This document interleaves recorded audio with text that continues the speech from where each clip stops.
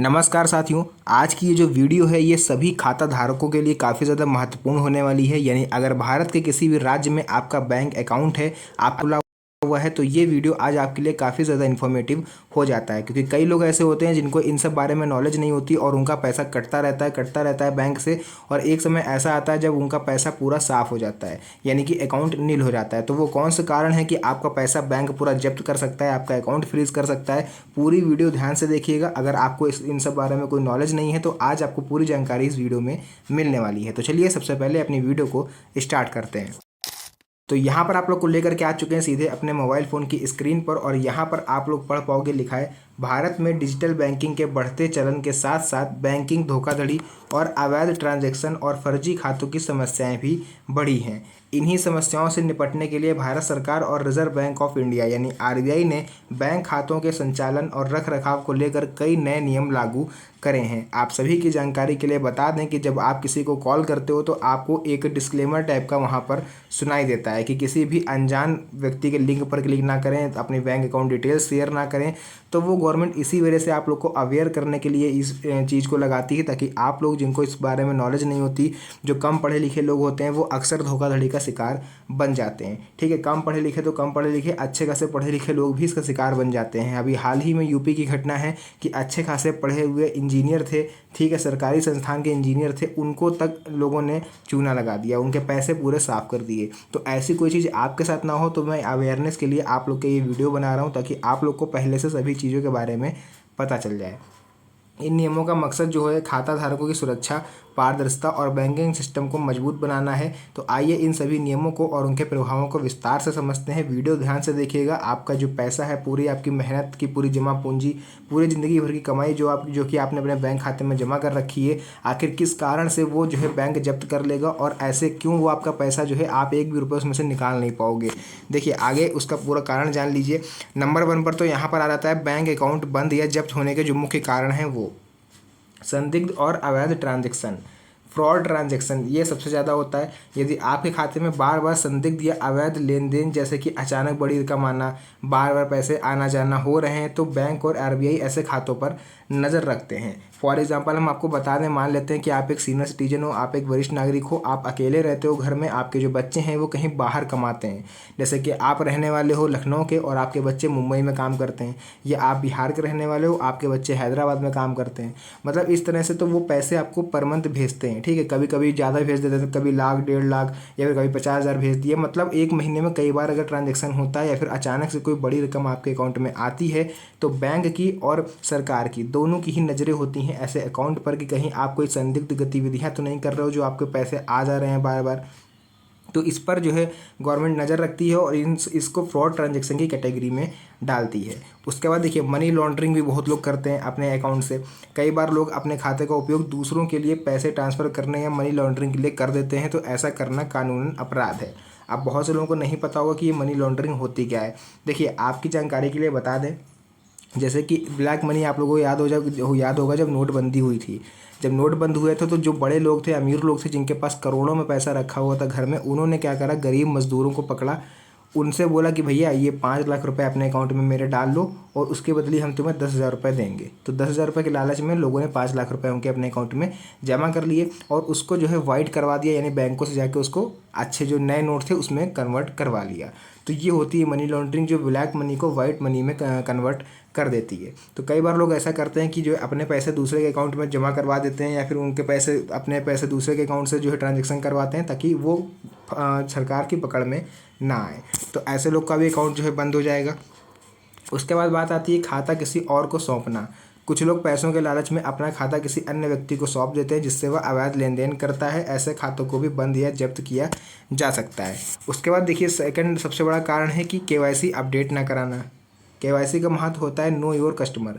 Banking की सबसे महत्वपूर्ण प्रक्रिया है जिसमें बैंक खाता धारक की पहचान और पते की पुष्टि करता है।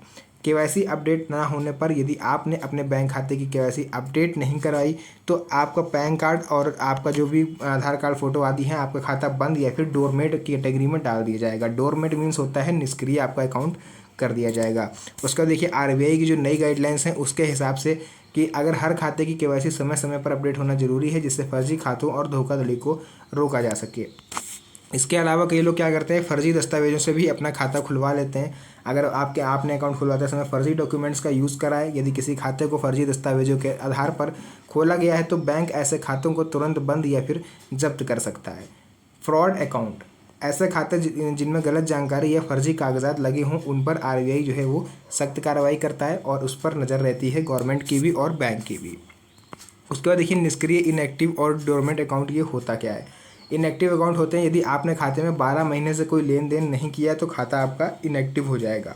डोरमेंट अकाउंट वो होते हैं यदि आपने 2 साल से ज़्यादा समय तक कोई ट्रांजैक्शन नहीं किया तो खाता आपका डोरमेट की कैटेगरी में आ जाता है। इसका सॉल्यूशन भी बताएंगे, आप लोग परेशान ना हो कि कैसे आप लोग इसका सॉल्यूशन कर सकते हो। अगर आप लोगों ने ये सब किया हुआ है तो इन खातों को खतरा होता है। ऐसे खाते धोखाधड़ी के लिए आसान टारगेट बन जाते हैं, इसलिए बैंक इन्हें बंद या जब्त कर सकता है, क्योंकि जिसने भी ट्रांजैक्शन नहीं किया होता है उसके खाते पर बैंकों की नज़र होती है। वैसे तो हर खाते पर होती है, लेकिन इन स्पेशल कैटेगरी वाले खातों पर कुछ ज़्यादा ही बैंक नज़र रखता है। उसके बाद यहाँ पर हम लोग बात करेंगे जीरो बैलेंस वाले खाते। लंबे समय तक शून्य शेष, यदि आपके खाते में लगातार लंबे समय तक शून्य बैलेंस है तो बैंक ऐसे खातों को बंद कर सकता है। ये बैंक के पास अथॉरिटी होती है। मिनिमम बैलेंस मेंटेन करना ज़रूरी है, यानी हर बैंक का एक मिनिमम बैलेंस होता है, उसको बनाए रखना ज़रूरी होता है। अब मिनिमम बैलेंस आपके बैंक में कितना है तो आप अपनी बैंक का नाम कमेंट सेक्शन में बता दीजिएगा, मैं आपको बता दूंगा। उसके बाद आरबीआई और सरकार की नई तकनीकी पहल। आर्टिफिशियल इंटेलिजेंस की भूमिका, यानी अब बैंक अकाउंट्स में एआई को भी इंटीग्रेट कर दिया गया है ताकि ज़्यादा जो धोखाधड़ी है वो ना हो पाए। एआई आधारित निगरानी होगी, यानी आरबीआई अब एआई तकनीक की मदद से संदिग्ध खातों और ट्रांजैक्शन की निगरानी कर रहा है। ऑटोमेटेड एक्शन, एआई की सहायता से फर्जी, निष्क्रिय या संदिग्ध खातों की पहचान कर स्वतः कार्रवाई की जा रही है। ठीक है, मतलब एआई ही पूरी कार्रवाई कर देगा, इसमें किसी अधिकारी को भी अपना एक्शन नहीं लेना पड़ेगा। डेटा एनालिटिक्स, बड़े डेटा का विश्लेषण कर बैंकिंग फ्रॉड को रोका जा रहा है। उसके बाद आपको बताएंगे डिजिटल फ्रॉड से आप इसका बचाव कैसे कर सकते हो। साइबर सिक्योरिटी, यानी बैंकिंग सिस्टम में साइबर सिक्योरिटी को मजबूत किया जा रहा है। ग्राहकों को जागरूक करना, बैंक और सरकार समय समय पर ग्राहकों को सतर्क और अपने बैंक खाते की सुरक्षा के लिए जागरूक करते रहते हैं। नेक्स्ट हम लोग यहाँ बात करेंगे कौन कौन से खाता जो होते हैं वो सबसे ज़्यादा खतरे में हैं। उदाहरण के तौर पर आपको हम बता दें, अगर आपके खाते में बार बार बड़ी रकम आ जा रही है बिना किसी कारण के तो बैंक उस खाते को संदिग्ध मान सकता है। यानी आपके अकाउंट में अगर कोई पैसे ट्रांसफ़र कर रहा है हर महीने या महीने में 2-3 बार, तो उसका रीज़न आपको बैंक को बताना पड़ेगा जाके कि ये पैसा कहाँ से आ रहा है, क्यों आ रहा है, कैसे आ रहा है। अगर आप ऐसा नहीं करोगे तो आपका अकाउंट जो है वो डोरमेट कर दिया जाएगा। बाकी मनी लॉन्ड्रिंग वगैरह जो होती है, ऐसे ट्रांजैक्शन मनी लॉन्ड्रिंग के दायरे में आते हैं जिससे आपका खाता बंद या जब्त हो सकता है। केवाईसी अपडेट ना करने वाले खाते, देखिए यहाँ पर आप लोग पढ़ सकते हो कि समय समय पर केवाईसी करना जरूरी है। यानी यदि आप हर साल बैंक के द्वारा मांगे जाने पर केवाईसी अपडेट नहीं करते तो आपका खाता बंद हो सकता है। निष्क्रिय और डोरमेंट अकाउंट, ये सब अब आप लोग पढ़ सकते हो, इसके बारे में आपको ऑलरेडी बता चुका हूँ। फर्जी दस्तावेज वाले खाते भी बंद हो जाएंगे। बैंक अकाउंट बंद होने के बाद क्या होगा, देखिए पैसा जब्त हो जाएगा आपका, जितना भी पैसा आपके अकाउंट में होगा, मेहनत मजदूरी का जो भी पैसा है वो जब्त हो जाएगा। कानूनी प्रक्रिया, यानी आप कानूनी पेच में भी फंस सकते हो।